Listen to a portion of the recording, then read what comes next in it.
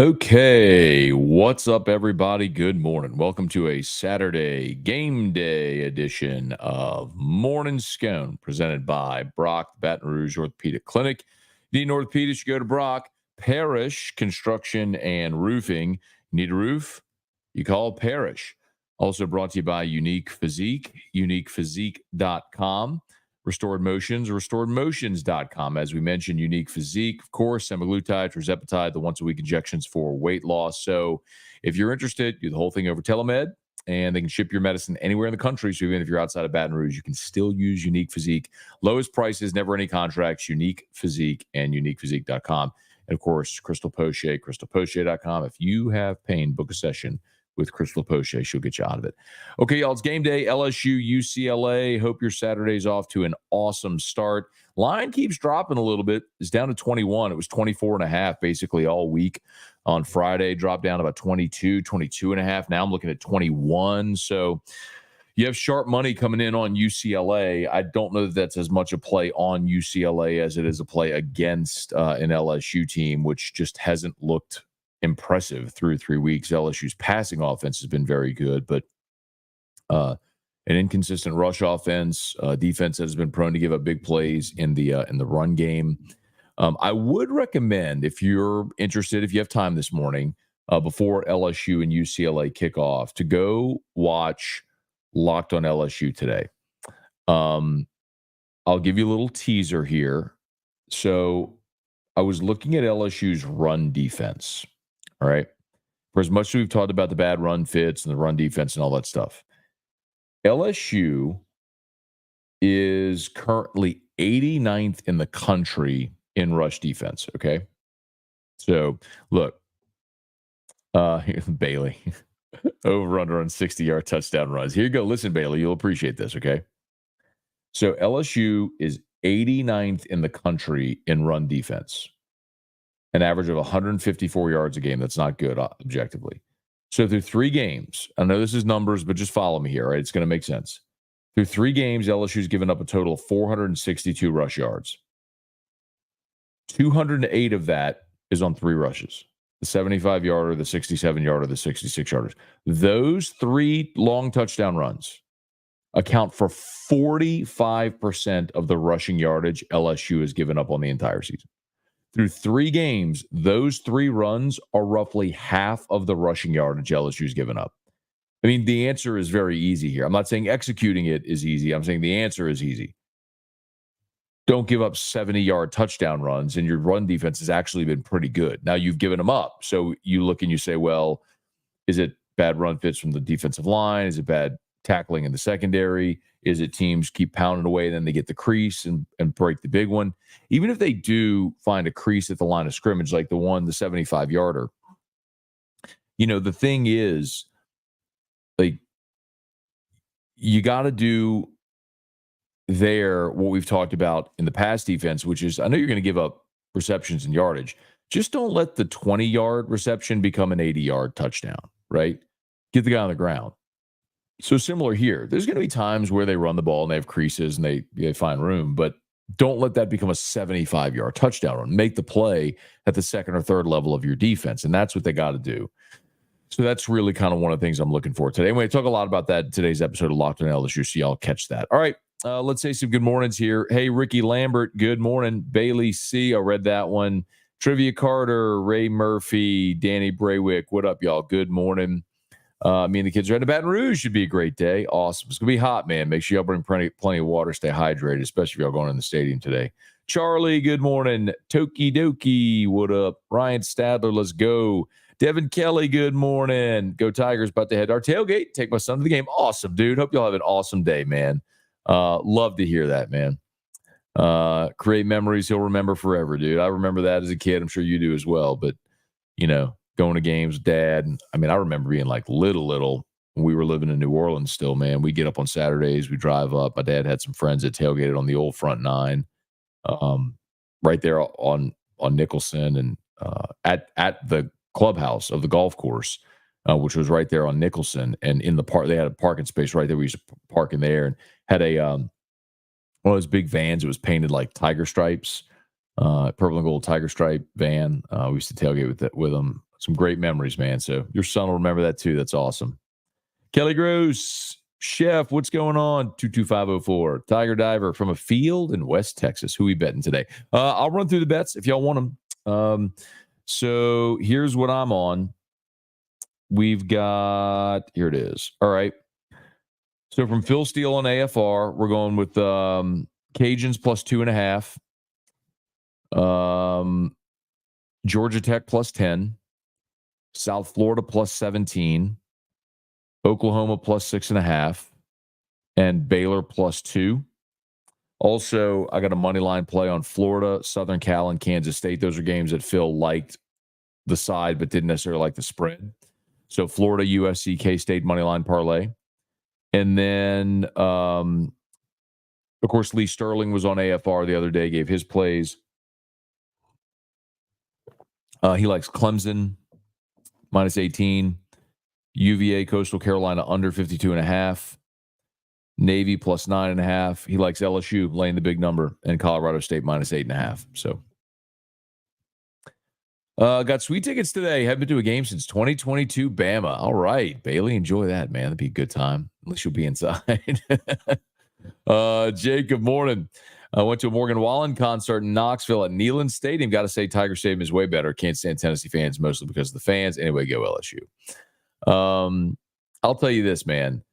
I had one of my greatest college football days ever, tailgating days ever, in Knoxville in 2001. Talking about Devin, talking about memories, making memories with your dad. So I was a student at LSU at the time. And if y'all remember, LSU played at Tennessee in 01.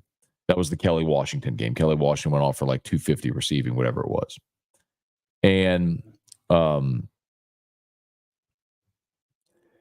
so my dad at the time was working for Lamar Billboards. And Lamar had a Knoxville office. And so the Lamar Knoxville office, there's a train. If you're not familiar with this, there's a train that runs right alongside Neyland Stadium. And it goes right up into the Smokies and then comes right back down. It's basically a tailgate train. They load it up with food and booze and all that stuff. So we started the day right there, Calhoun's on the river, watching the Vol Navy and all that stuff. We got on that train and had a train ride, man. Train ride up the mountain, eating, drinking, whatever. Right back down, dropped you off right by the stadium.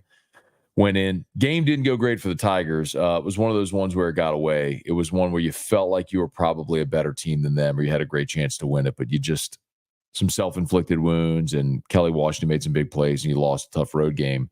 And, of course, LSU, as we know, got the rematch against them in the SEC championship game and beat them 31-20. But really fun town on a game day, Knoxville. Chance, how much did you miss print journalism? Is it fun getting back into it? Chance, man, I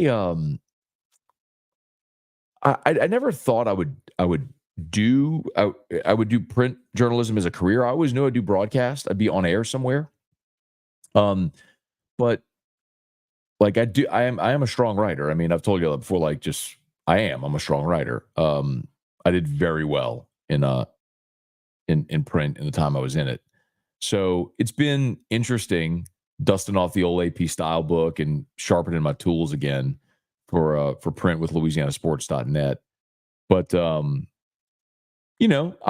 enjoy it. I enjoy hammering out a column every now and again and being able to express yourself creatively in a different medium.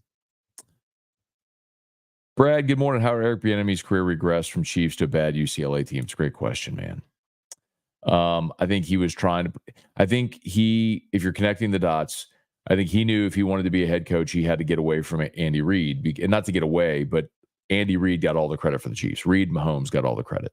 So he had to go somewhere to prove that he could run an offense. So he took the OC job in Washington, and obviously that staff got fired, and so he had the opportunity to go to UCLA. Randall, morning. How much is Clint Kubiak making this year? Let's start a GoFundMe to keep him here. I'll put up a few grand.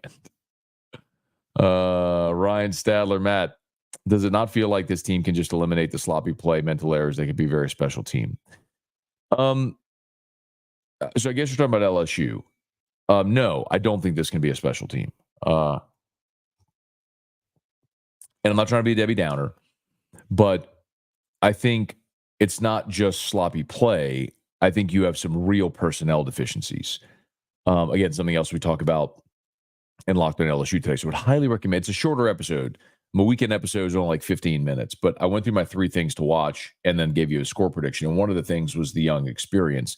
And I think, and I gave you a lot of detail on this, but one of the things that, if I'm just going to simplify it, I think it's very apparent that at certain positions, your most talented guys are your young players. And so you just have to play them. Like Deshaun Spears is a great example of that at safety. He has the highest ceiling of any of your safeties. Now, there's guys who have more experience. And so you have this weird catch 22. Like, do you play the veteran guy who might not make as many mistakes, but has a lower ceiling? Or do you play the younger guy to get him the experience in hopes that he continues to dramatically and exponentially improve as this season goes along to make you better when you get into the meat of your league schedule? It's a weird sort of in between. But, Ahmad Bro, PJ Woodland, Gabe Relaford, all these young guys on defense that have super high ceilings, but you're going to take some lumps with them. Kind of like when you decided to play Campbell and Jones. It's the same thing. You're just 2 years removed, and it's on the defensive side. Weston Weaver, good morning. Mark, it's the Russ Mitchell. They shot confetti game today. Which one was that? I don't even remember. To tell you how many liners Russ has, I don't even remember that one. NC State Clemson over 43.5 plus 19.5 State. Okay. Ryan, to do what they did last week, I don't know what the team. To do what they did last week, I don't know what team could overcome it. Oh, you mean like for LSU to rally? Well, I mean, part of the reason they rallied also is because South Carolina were just shooting themselves in the foot over and over again.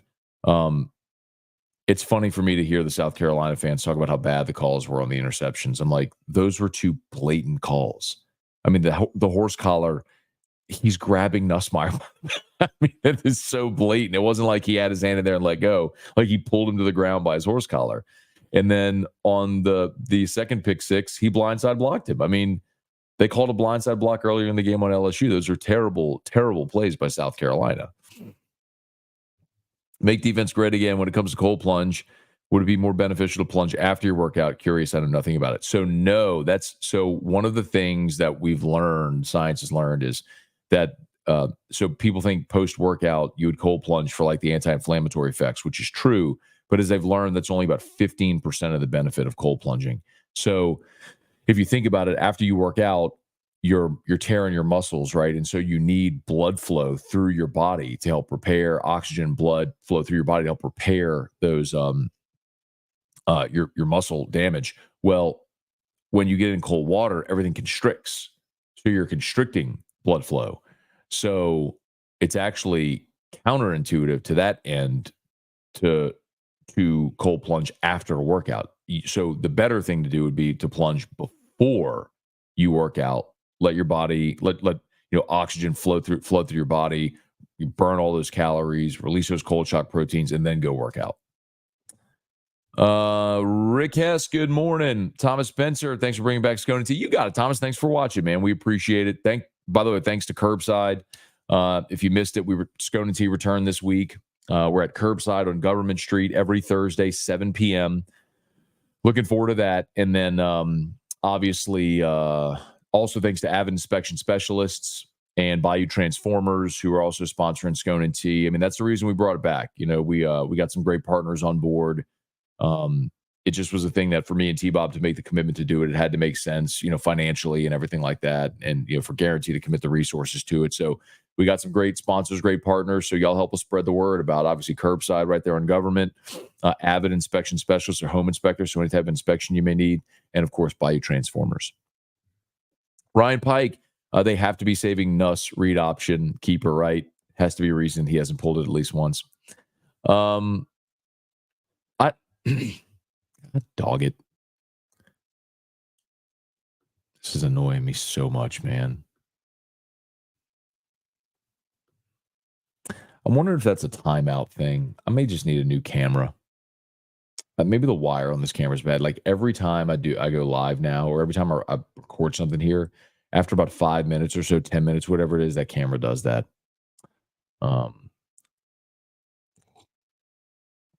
And maybe the wire on the camera. I made a new camera. By the way, so Ryan, back to your question about Nuss. The reason I would sort of disagree with you there is I think a big part of it is they don't want Nuss taking hits unnecessarily. I mean, if anything happens to Nuss, you are in a world of hurt this year. I mean, that's just what it is. Austin Kidder morning, finally getting our revenge on Sissy Blue this morning. Go Tigers. Saving it for Ole Miss. Hey, Dad, good morning. Welcome home. My dad and my sister were in Italy for 11 days. Is that right? Hope y'all had an awesome trip. Can't wait to hear all about it. Hope you brought me some wine. Austin, good morning, Matt. Finally, read that one. Charlie, LSU making UCLA wear white jerseys. Charlie,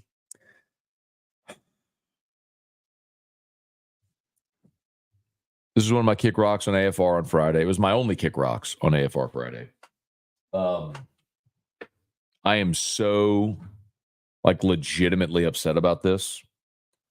Not a bit. I'm seriously, legitimately upset about this. Y'all know I'm a uniform guy. I cannot believe that LSU is wearing their purples today. First of all, it's going to be 105 degrees, and to wear purple instead of white is stupid. That's just fundamentally stupid. I don't know who made this decision. I have a hunch it's probably the Nike people's influence, because I know this for a fact that Nike does influence the combos that LSU wears. They'll collaborate with LSU on the alternate combos, but because LSU wears white at home and on the road, Nike wants their product worn, multiple things worn. So that's why you'll see one alternate combo per year, something like that. But this is just a terrible decision, man. Because you had an opportunity. We will probably never see UCLA play in Baton Rouge again. That's fair, right? I don't. There's no reason to think LSU and UCLA will ever play a game in Baton Rouge again. I mean, LSU's been playing football 130 years. This is the first time. There's no reason to think it's going to happen again, unless if in the new playoff era the stars align and UCLA ends up back here. You had the possibility for an epic uniform matchup. UCLA, their Sissy Blues, the gold helmet, their traditional uniform in Tiger Stadium against LSU's traditional gold, white, gold. I mean, we saw it in the Rose Bowl, and that was a beautiful setting, obviously, but you would have had a chance to see it in Tiger Stadium as well. And now, forevermore, whenever we look at pictures or video of this game for the next 100 years, we're going to see LSU in their ugly, gaudy, awful purple jerseys. It's the same thing that I'll say about people when you get married. I would never wear, Dad, I hope you don't mind me saying this. I look at my dad's wedding picture, and my dad's wearing this white tuxedo. And I'm like, it's so 1970s, and it's awful. You know what I mean? I'm sure it was awesome at the time, but it was this awful night. If you wore that today, some people might think it was cool if they're one-offs. But anyway, wear something timeless. When I got married, I was like, I don't want anything. I want something timeless. So when my kids, grandkids, great-grandkids, generations in the future see, this wedding photo, they're going to see something classic and timeless. So that's my perspective. I don't mean to crush on your white tuxedo, Dad. But but anyway, that's why I'm like, for a game like this, you wear your traditional uniform. You wear it because you never know what may happen. And forevermore, now the pictures and photos and videos of this game are going to be in those ugly, awful purple jerseys. Terrible. I'm so upset about it. Legitimately upset. It's just, for someone who actually cares about uniforms, I know everybody doesn't, but I do. And for someone who does, this just sucks. Bailey, let's keep the main thing. Football is just for fun. Let's not take it too seriously. Yeah, I don't know what prompted that, but yeah. Yeah, man, huge line move. I saw it down at 21 today. You got sharp money coming in on LSU. I legit had an odds maker yesterday message me privately and say, hey, are there sick LSU players? Is something going on internally? Someone not playing? And I checked, and no, I mean, everybody was at practice on Thursday. I mean, so there was nothing that prompted that. I think it's just sharp money is looking at LSU going, I don't trust that team. I mean, LSU has not been impressive they're 2-1, but they have not been impressive through 3 weeks. Thomas Spencer looking forward to Tigers mauling of those sissy blue Bruins. Club, what's good, man? Wish I would have known Thursday you needed those orange black night G-Nikes. All good, man. So all good, club. So Jalen over at Ruckus shot me a note yesterday. He or somebody heard it and told him. And he shot me a message. He's like, dude, I pulled a pair for you. So awesome. They had a pair. I'm good. So Ruckus has these orange and black Air Force Ones, and they put them on their socials. I didn't know about it. I was at Don Juan last Saturday doing whiskey and wine, and Terrio texted me a screenshot of them. And I've been looking for orange and black Air Force Ones or Jordans or whatever forever. It's just not it's like mostly you would see that for like Halloween, like a Halloween one-off, right? You would just don't normally see orange and black, but obviously it's Catholic High, and I've been wanting a pair of orange and black sneakers forever, and I just haven't found a pair that I really liked. And so Terrio sent me that screenshot. I was like, please get them for me. And I guess he didn't go over there or whatever, and that was in the middle of the show. And then anyway, long story short, long story long, they got me a pair. I'm good. Tim, good morning. Let's see. If we didn't have 3 big runs, where would we be ranked nationally in pass defense? I guess you mean in rush defense. But the thing is, Tim, like, you can't say where would you be if you didn't have them, because you did, right? And so the same thing can be said for other teams, because other teams who we aren't watching may have had the same thing happen. So it's part of your average. It's why it's an average. So you can't just eliminate that. And I'm never. But this was why before last week, it kind of got sideways where people are like, well, if you take out, and I never said if you take out or you should take out. Like, my point is, my point is, you're not getting gashed for 8 yards, 10 yards, 6 yards, 12 yards. Like, it's not those types of runs. It's you're good, you're consistent, and then boom, here comes the 75-yarder. That's been the backbreaker so far. So you're not like getting gashed. You've been good except for those giant plays. You can't take away the giant plays, but the point is, when someone gets a crease and they rip off a long one, you got to bring them down the second or third level to prevent it from becoming the 75-yard run. Like, if Sage Ryan gets a hand on Lenora Sellers last week on that 75-yarder, like, he got put on skates, didn't put a hand on him. Like, just slow him down, let the rest of the defense swarm, and maybe that's a 25-yard run instead of a 75-yard run, and you're changing the scoreboard. So I think that's the key. I'm not saying like that's going to be a no gain. You're going to stuff them at the line. They're going to get yards, but just don't let it become the 75-yarder. Cliff, what's good? Cliff, happy to report that last night, E-Rock was, in fact, hard at work in the lab, and there are lemon cookies for whiskey and wine today, so hope to see you later. Charlie, it'll be interesting to see how UCLA handles the heat. Oh, bro. Charlie, I mean, that's another reason why I can't believe you're letting them wear white jerseys and you're wearing purple. Why wouldn't you make them wear blue and you wear white? I mean, I'm not saying it's a massive difference, but like, they're going to be sitting on the east sideline, baking in the sun all day when the heat index is going to be 100 degrees in the middle of the afternoon. Like, that is going to be brutal for them. Jeremy Sagely, good morning. Patrick Berglass, morning. Love rocking purple unis for a game like this. Throwback to the 80s era. Get out of here. I'm so disgusted with you, Patrick, and everyone who's okay with this. It's awful. Yeah, throwback to an era where LSU football was atrocious. Throwback to Curly Hallman. Awful. Like, you have a tradition. Your tradition is to wear white jerseys at home, and it's gorgeous. And the purple jerseys are hideous. By the way, if LSU white, purple, white, that's fine, because the white mutes how gaudy the purple is. But when you go gold, purple, gold, that is just a puke of color. It is just so hideous. And the problem I have with white, purple, white is white isn't your primary color. You're purple and gold. So, like, yes, wear the white jersey with the purple and gold accents on it. But when you go that much white, that's not your color. That's what TCU wears. Purple. Purple is beautiful as an accent color. White jerseys, big, bold, purple numeral trim in gold. That's beautiful. a purple jersey, just an all purple jersey. It's just such a gaudy color. It's not to say it can't be nice, but when there's that much purple, it's just gaudy and blah. Gold, purple, gold is the worst combo LSU has. It's disgusting. Why, like when you have something so good, so clean, so beautiful, why would you voluntarily choose to wear something so ugly? Ugh. Cortland, good morning. Cody, is Toviano really that bad where he can't get in on defense? I mean, Cortland, I look at it with Toviano, and they moved him around. Like first when camp started, he was running third team and he was working some at boundary corner. He was working some at nickel. He was working some at the star. And star is kind of where we saw him at the end of camp.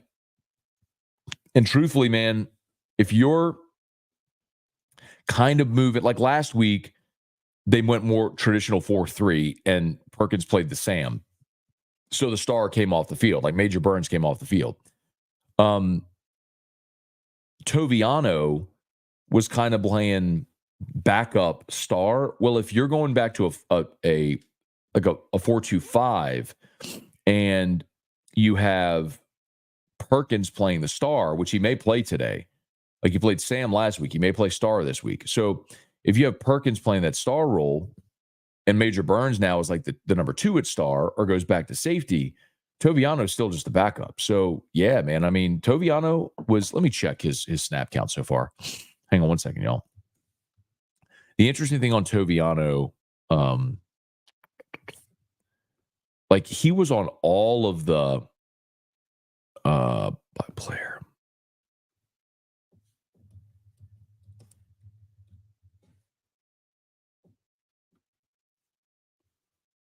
Let's see. Yeah, he's played 52 snaps on the season. Let's see. In week 1, he played 14 snaps, all special teams. Week 2 against Nichols, he played 21 snaps, only 6 on defense, 4 at slot corner, 2 box. And then against South Carolina, 17 snaps, all special teams. So he's really just a special teamer right now. I mean, but that's the point. Like, I think Deshaun Spears has taken his reps. I think Deshaun Spears has taken those reps at safety. And so you've got Jordan Gilbert, Sage Ryan back at safety. Jair Brown is your nickel. Perkins and Burns are your stars. So he's just buried on the depth chart, quite honestly. KZ boy, give CJ Daniels the ball more, please. Had over 1,000 yards last year with Liberty. They've targeted him plenty, man.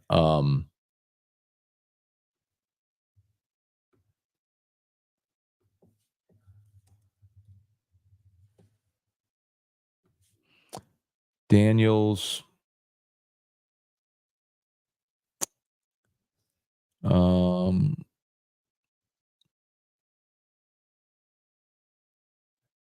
Whoop, that's not what I wanted.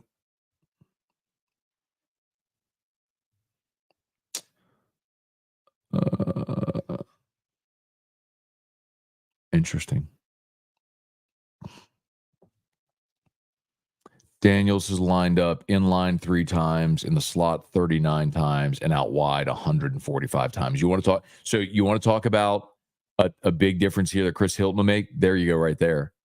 CJ Daniels is lined up wide 145 times. That changes when you get Chris Hilton back. You could put Daniels more inside and Hilton outside. I'm telling you, man, just having Chris Hilton back is going to open up this pass game so much more, even if he's not getting targets. Jeff, what up, my dude? Ryan, you should watch Carolina Jackpot. You were mentioned yesterday. I don't know what Carolina Jackpot is, and I really don't care. Let's see. Cortland, it's probably not an interception if he's not being horse-collared. Yeah, I don't know about that, man. I think that was a pick either way. And I think the DN just bailed him out. Stupid decision. Timothy Fontenot, good morning. Cheering for the Tigers from Florida. All right, man. Chance Babb and Chip Kelly screwed UCLA. Relationship must have been really bad. Yeah, he knew he couldn't win there, man. He didn't have resources, couldn't win. Was tired of NIL, everything that went along with it. The timing he left was bad, no doubt. Taz, why LSU doesn't get under center when it's 3rd and 1 instead of shotgun? So, Taz, listen, everybody's had this conversation so much. And, I think even like Hester and Matt Flynn have talked about this. Matt Flynn, who's a quarterback, said he doesn't like getting under center on third and short, especially when you go shotgun. Because if what you do all the time is shotgun, then going under center complicates things. You're also telegraphing more what you're going to do. Also, and think of it this way: if it's third and short and you go under center, you're still turning around and handing the ball deep instead of like just taking the snap and handing the ball off. So either way, the running back is still getting the ball at depth. So I think that's something that's this fan talking point a lot about why do you shotgun third and short? I think you just have to execute your play, call the right play and execute it. Bubba Smith, good morning. Trey Fisher, good morning. Milton Burrell, morning, Matt. Any late breaking news on Taysom Hill? We'll probably find out tomorrow. Taz, let's see. Blah, blah, blah. Yep, the snap's part of it. Randy, regular crowd shuffles in. Stefan, good morning. How's the progress on GameCoin? Really good, man. Like I told y'all, the platform is done. The platform is finished, and the launch date is very, very, very soon. Very excited about it. We are really, really close. I mean, the platform is done. AJ, what's going on? Good morning. Wrap in batches. Good morning. Dalton Barnett. Good morning. Cortland, one of your home field advantages during a day game is heat. The opponent wearing darks. Let's see. David, good morning. Wrap in batches. Matt, what's your score prediction for tomorrow? I picked it 31-30 Saints. Gave a full explanation on AFR yesterday for anyone who might be interested.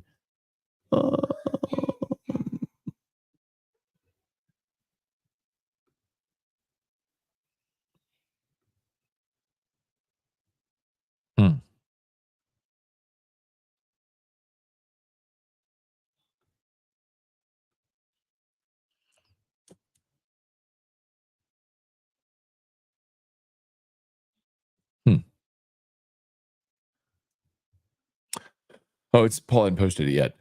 We'll get it posted on the AFR Saints YouTube channel, but give my final score prediction there for Saints and Eagles. I picked it 31-30, gave full reasoning. I don't think Philly's offense slows Philly's defense slows the Saints. So I think Philly has real issues defensively, and the Saints will be able to move the ball. I think at home, I love the Saints. It'll be a massive crowd in the Dome. I do really worry about the Saints' rush defense against Hurts and Saquon Barkley. Saints have played Jalen Hurts twice in his career. He's rushed for 175 yards and 3 touchdowns. They have always struggled with rushing quarterbacks. It happened last year with Tyson Bagent of the Bears when Justin Fields was out. Like, for whatever reason, that is the Achilles heel for Dennis Allen's defense. He just cannot stop rushing quarterbacks. And so I do think the Eagles are going to get going offensively in this game, even without A.J. Brown. But I'd like the Saints to win a close one. Bradley, good morning. Jay Thornton, Matt, you got the wrong guy. You want working as the fourth running back. Thomas is a stud and more natural RB than Johnson. Johnson can be more the wide receiver, gets the ball, gives Zay carries. Okay. Xavier Thomas did have a great carry, a 12-yard rushing attempt last week. That's fine. And they've used him in a variety of creative roles like that. Jet sweeps. They did use him give him the ball as a running back, but take that up with the coaches. I mean, if they're going with Juwan Johnson, they're going with Juwan Johnson. Landon Miller, purple should be worn against teams like Nichols. Don't wear your backup set against UCLA. I agree. Is LSU where you thought they would be in year 3? Feels like they're 2 years away from title contention. Bailey, I would say, well, you'd have to ask me where I thought they'd be in year 3 when, like at the start of this fall, or when Brian Kelly was hired. I think the biggest thing, I mean, the start of this fall, I mean, I thought they would beat UCLA in a close game. I told y'all I thought that would be a close game. I thought that was a one-possession game in the fourth quarter. I just thought LSU's offensive line would put the game away. They didn't. I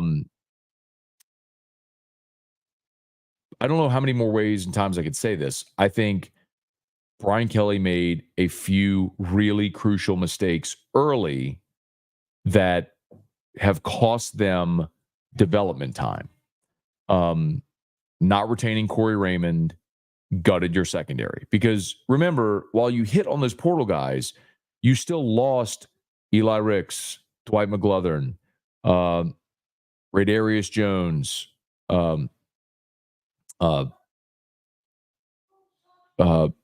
McGee, LaTerrence Welch. Like, you had still recruited a bunch of guys that were the long type of corners that Corey Raymond recruited. And whenever you fired Corey, all those guys left. And so your secondary was gutted, which forced you to go into the portal. And you hit the first year, but you missed the second year. And now it feels like you're at a spot today that you could have been year one, where you would have been growing that young talent. I mean, that was a massive mistake. It just was. Like, letting Corey Raymond go and hiring Robert Steeples for his first college job at LSU was a massive mistake. Brian Polian as his recruiting coordinator was a massive mistake. It set you back. Now, he very quickly realized it and moved Frank Wilson into that role in year two, and you've seen the benefit of it. But, like, just if he had retained Corey, even with the Matt House stuff, if he had retained Corey and not made Polian recruiting coordinator, just those two things, I think you're further along. Hi, buddy. Hi, Drew. We'll go this way. Hey, come see. Yep. Okay.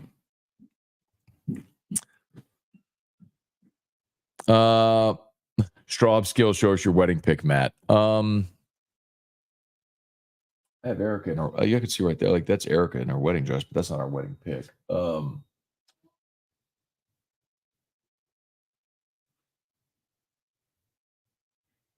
have Erica's wedding. I don't know if I have both of us. Yep. Here. Got my phone. Hang on.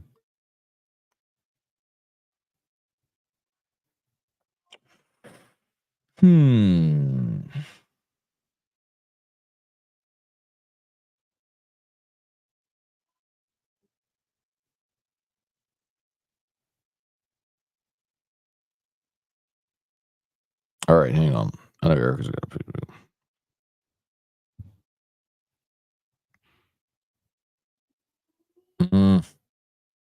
There we go. All right, let's see. Erica photos.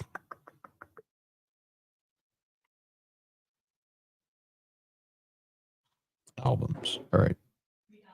No. I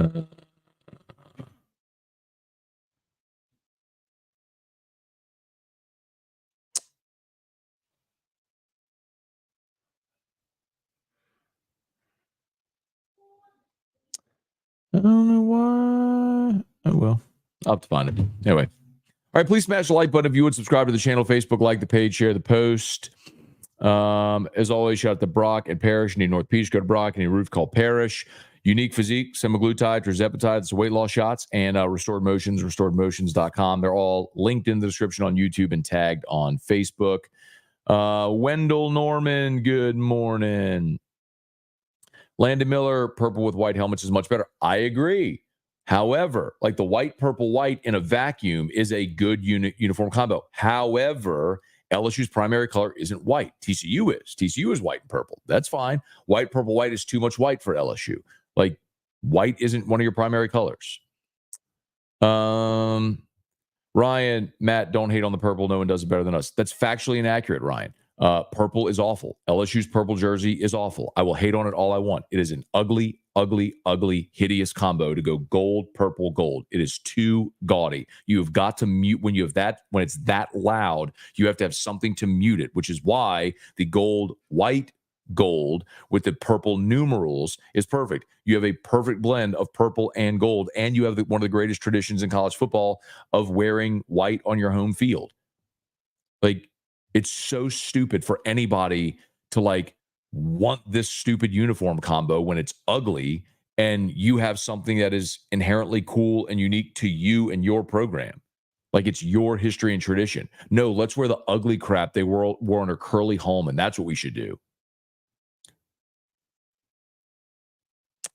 Tim, Cortland, LSU always plays like crap in purple. Always hated wearing purple. Devin, you tripping? I like the purple jerseys. Nope, they're terrible. They're terrible. It is a terrible uniform. It is an objectively terrible uniform combination. You like it because you love LSU, but you have two loud, gaudy colors that need to be muted. Oh, thank you, club. I appreciate it, man. So you the man. You got it done. Heck yeah, man. I love it. Love it, love it, love it, love it. Cortland, the purple suck. LSU uniform is iconic. We're white. Thank you. Thank you. That's the point. Purple jerseys, 95 degrees is ridiculous. Agree. Ashton, good morning from Nashville. Scott, LSU scores 40 today, and that will be the difference. Purples for a day game against Power 4. Ole Miss being homecoming, the hardest game you have. LSU doing stupid things. The homecoming thing, I don't think really matters. Whatever. I mean, who even pays attention to homecoming? Yeah. Got to win first and foremost. How do you balance putting things on film for Ole Miss to have to prepare for with saving things they haven't seen? I think one of the best ways I ever heard it. So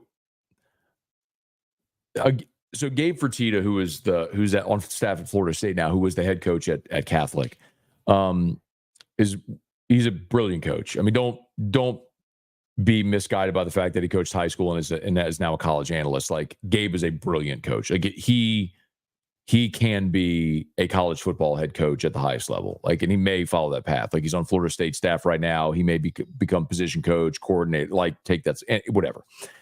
But I think it was 2017.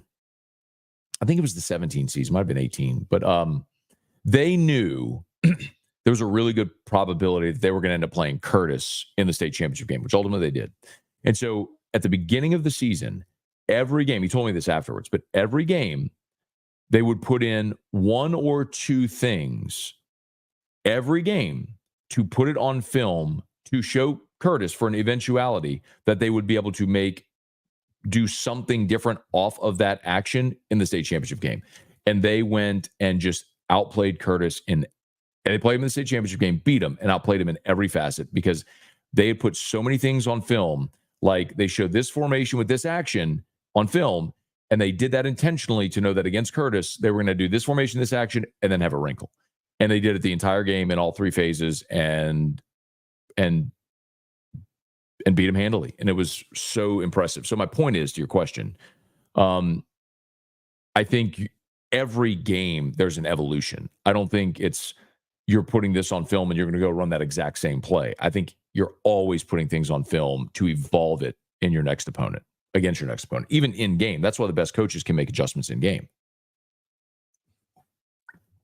Scott, Matt, do you think Chris Hilton get deep ball attempts today? I do. Let's see. Randall, purple jerseys are awesome. No, they're not. They're awful. They only look good. Purple jerseys are cursed. They only look good when you go white, purple, white. But I'll say it again. So NBC purple, the white helmet's great. Great. I agree with you that in a vacuum, white, purple, white looks good. The purple and gold stripe down the pant leg. I agree with you. In a vacuum, that is a clean, sharp jersey. The problem is your color isn't white. You don't need that much white. Your colors are purple and gold. The home uniform, the traditional iconic uniform is your best uniform. Wear your traditional iconic uniform in a game like this. You want to break out the ugly, stupid stuff when you play nickels? Fine. Not in this game. Dale, all you're talking about the heat index has me second guessing my decision to go to the game. Wear sunscreen and comfortable clothes, Dale. You are going to be hot. Darren, agree 100% about the white jerseys at home against UCLA. Also, the purple jerseys have to be worn. I wish I wear the darker purple jerseys. Those light purple jerseys look cheap. They got Matt fired up on uniforms today. At least the Saints are going black on black. Oh, man. I hate the black on black. The all black Saints uniforms are atrocious as well. And I hate the black pants. When they go gold, white, black, that is the worst uniform combination maybe in the NFL. It's just, it looks like rec league softball when you wear black pants. It looks so terrible. The Saints gold, black, gold looks so good. The color rush uniforms are amazing if they would match the gold of the jersey to the gold of the helmet. Or I should say, if they would match the gold of the helmet to the gold of the jersey, because the old gold they wear in the jersey with that font on the color rush is amazing. The black and gold stripe down the pant leg is awesome. They just have to match the helmet to it. Chad, I wish you wear gold, gold, gold. Let's see. Dalton, what do you think about the Army game jerseys last year? Gold, white, white. Those were interesting. Yeah, that was terrible. It was like, let's just see how many different combinations we can make with our awful uniforms. I'd almost rather have worn all white than gold, white, white. Purple in anything other than a night game doesn't make sense. Ryan, the only ugly outfit I ever remember was 2016, the ugly mustard. Oh, yeah, they wore that old gold. Who was that against? Was that Missouri or Mississippi State?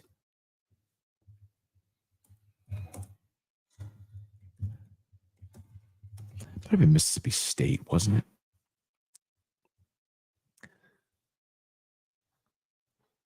Maybe not.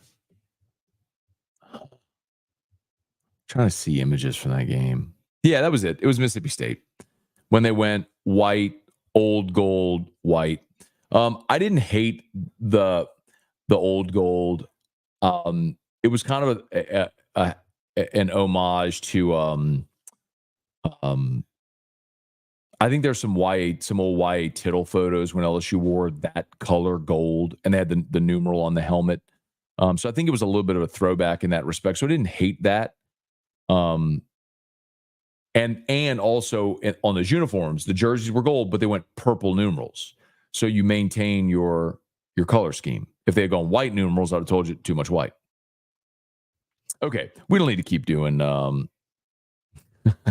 Brad, what was your dad thinking wearing white to his wedding? We have really gone off the deep end here. All right.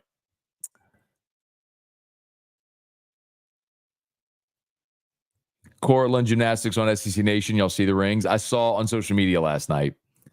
I hope Brian Kelly is watching. Goes purple helmet, jersey, and pants next game. It's all purples.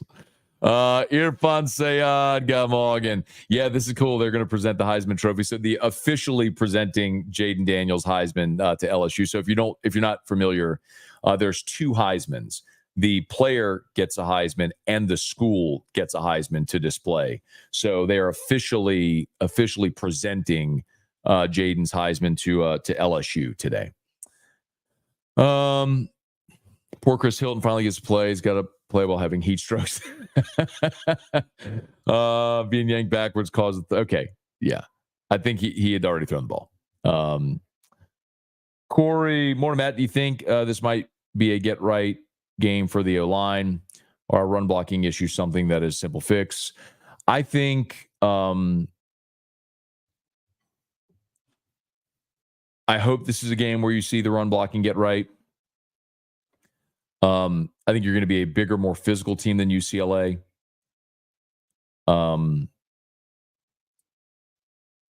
They're not very good, and you should beat this team handily. AJ Gamogan, weeks and weeks and more weeks. Let them boys eat on defense unless they need a break. Any GME platform update. So GMEX, by the way. And yes, I shared a little bit ago. Platform is finished. Told you all that a couple of weeks ago. Had a long conversation, about an hour-long conversation with David about 2 weeks ago. Platform is done. I actually got to see it, use it. It's really cool. Talking about, he and I were talking a lot about marketing strategies and different plans. Being at the National Card Show up in Chicago. I mean, there's going to be a lot of really cool stuff coming.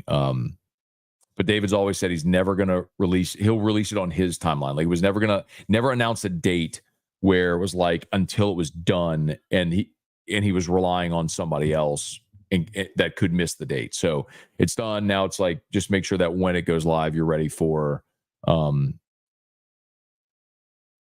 everything from a marketing standpoint, user experience standpoint, everything. But it's done. Todd Harris, good morning. Austin, Jared Lee watched South Carolina in anguish because none of his pick sixes got bailed out by dumb penalties. Renee will not be back next year. You know, Renee, I think it probably depends how the rest of the season goes. If Nuss throws for 3,500 yards and 30 touchdowns and soars up draft boards, I think there's a really good chance he leaves. I am hoping he comes back. And I know Bryce Underwood will be here next year, and there's always that interest and intrigue in the young guy coming in, and he may be awesome. But I'm going to tell you,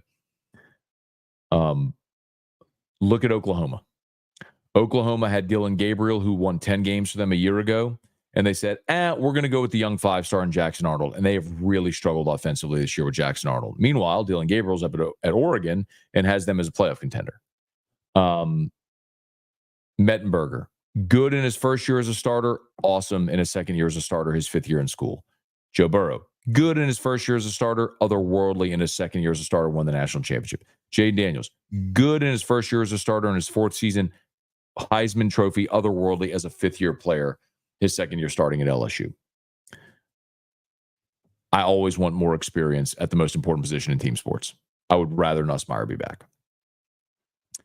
KZ Boy, Tennessee wore their Smoky Grays against us in an 11 a.m. game. We got killed. Still one of Brian Kelly's questionable games. That was maybe the worst performance. That and the A&M loss that season as well. Yeah. Tennessee offense was great, man. Hendon Hooker was awesome. Ben, let's see. Do you think we should count last week as a loss since the rest gave us the game? Just kidding, Coach Tigers. Greg, Willie Gay hopefully steps in this week. Good at stopping quarterbacks like Hurts. Let's see when BK was hired. Matthew Thomas, good morning, good morning, good morning. Heading up to Elkridge, Maryland. All right, Matthew Thomas, have a great day. Cortland thought LSU would be a better team this season when Kelly was hired. I did not expect them to be better this year from the end of last season. I expect the defense to be better from last season. They have been.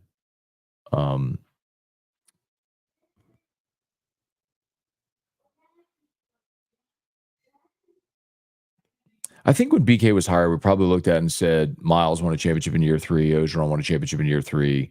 So year 3 Kelly's always had good teams in year 3. And the guys, they may still continue to improve and get better as the season goes along. So we'll see. I'm not telling you they're winning a natty, but the other thing you got to remember is what he inherited as opposed to those guys. Les Miles inherited Nick Saban's team, which was the strongest and most stable the program had ever been.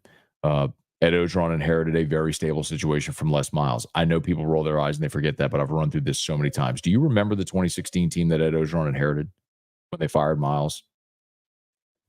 Your running backs were Leonard Fournette, Darius Geis, Darrell Williams. Your receivers were Malachi Dupree, DJ Chark, Russell Gage. Foster Moreau was your tight end, NFL player. Your offensive line consists of Ethan Posick, Will Clapp, Maya Tehuma, who's a 5-star starter, was really good that year. On the defensive line, you had Gotchaw on the defensive line, NFL player. You had Lockachar, who was a 4th-year player at that time. Lockachar might have gotten injured in 16. Can you remember 16 or 17 that Christian got hurt? Arden Key was an All-American in 2016 at one defensive end. Your linebackers were Kendall Beckwith, Duke Riley, Debo Jones. You had Tre'Davious White, Dante Jackson at corner. You had Jamal Adams and John Battle at safety. Like, 2016 should have won the national championship. Like, Brandon Harris was your quarterback. Like, and then ultimately they went to Danny Etling. But like, anyone who says Ed Ogeron inherited a bad thing, like, it's just, he inherited an NFL roster. If anything, like, it's inexcusable that in 2016, that team didn't score against Alabama and blew the game against Florida, the rematch that got played, or the delayed game that got played in Tiger Stadium. Like, they should have been better than they were.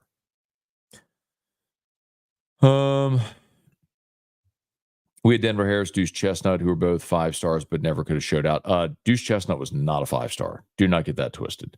Deuce Chestnut was a freshman All-America at Syracuse, but he was not a 5-star. Denver Harris was, but that's just one of those things where the recruiting services whiffed.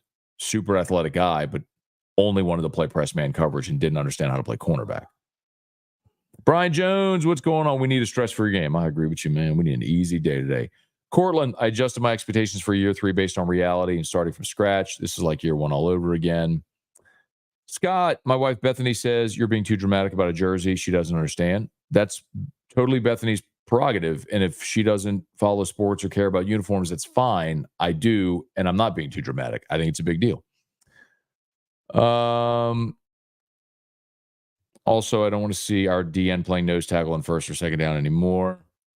Tremaine, good morning. Matt, you need to help me get my cookies. I ain't helping with nothing, Tremaine. Love you, brother, but that is not my realm. I'm not getting any. Like, I never helped Trivia get a candy bar for Drew's birthday. I ain't helping you get cookies. You want that? You take it up with Erica. I got too much on my plate to worry about cookies, dog. I fully support your right and opportunity to get E-Rock's cookies, but I ain't helping one iota with nobody getting cookies.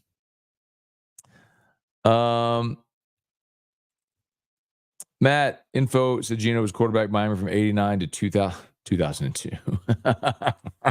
Oh, on the slate? Oh, no. He played quarterback for 20 years. Oh, geez. Or 13 years, sorry. Todd, do not mess with most iconic uniforms college football.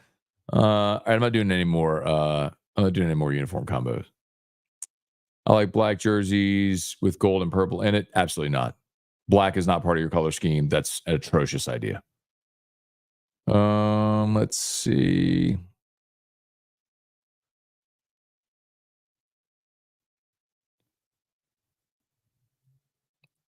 This one is for Coach O. Beat those sissy blue shirts.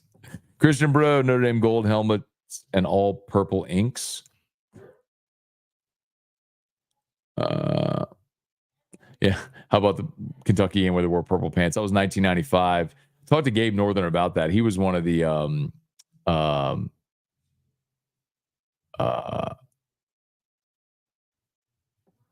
he was one of the captains on the team that were the reason that they wore the purple pants. They burned them after. Cortland, Mardi Gras uses yellow gold too. Do people cry about that? I mean, that's how LSU got their colors. Do people know that? I think a lot of people know that. So LSU used to be blue and white. That were their colors originally. And they were playing a game in Tulane, and they left the uniforms. And so they had to go to a Mardi Gras store to get ribbon. And all they had was the purple gold. The green was on back order. They didn't have green. So that's why LSU's colors are purple and gold. They're literally from a Mardi Gras store. Delton, please don't talk. Like, I don't know who Caroline Crackpot is or Jackpot is. I don't even care. Chance Babbitt, how many times is LSU required to wear purple? I don't know the answer to that. But there is a Nike stipulation where they want them to wear alternates, like purple and alternates at least once a year. And then the purples, like, the rule has always been LSU wears white at home for SEC games, for their home opener, and then non-conference Power 5, or in this case, Power 4 games. The problem, I guess, this year is the only non-conference home games they had this year were Nicholls, South Alabama, and UCLA. So my guess is next week against South Alabama, they're wearing purple again, unless if they wear an alternate next week, which they might. Edward Cooper, good morning. Brett, good morning. Happy I never got married. I'm thrilled I got married. It's more just about the tuxedo. But to each their own, man. Dale, is it the player or school Heisman at TJ Ribs? That's the players. So that is Billy Cannon's Heisman, the one at TJ Ribs. Interestingly, by the way, for those that don't know, Billy Cannon's Heisman is also the only one that is silver plated because it was the 25th anniversary of the Heisman. And so his is a silver plated Heisman trophy. It's the only one of its kind. So like LSU has their copy of Cannon's Heisman on campus, along with Burroughs and Jaden's, but the player gets their own individually. And so Billy Cannon, I guess, loaned or gave his to TJ Moran to display at TJ Ribs.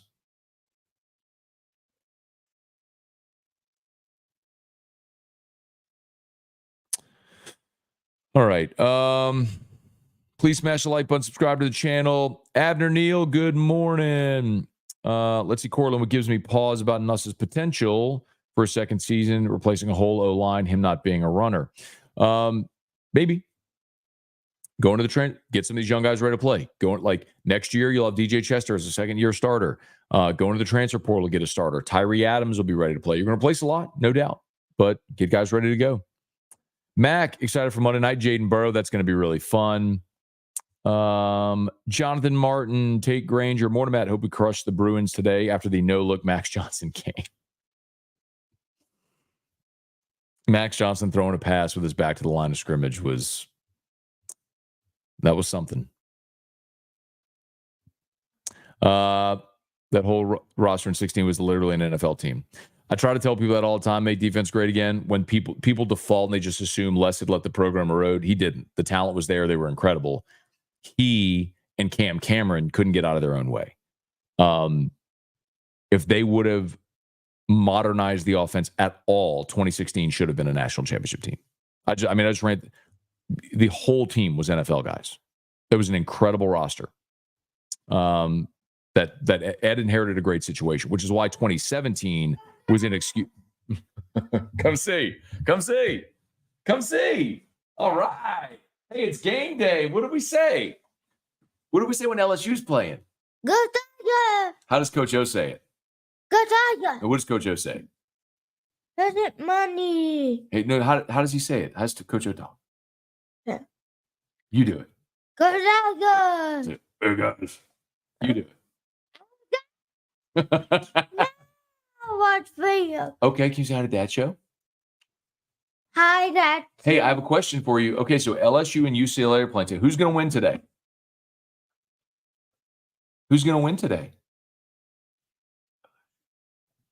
I watch you. Good job. LSU is going to win today. All right, go ahead. Watch video. Okay, now watch videos. All right, see you later.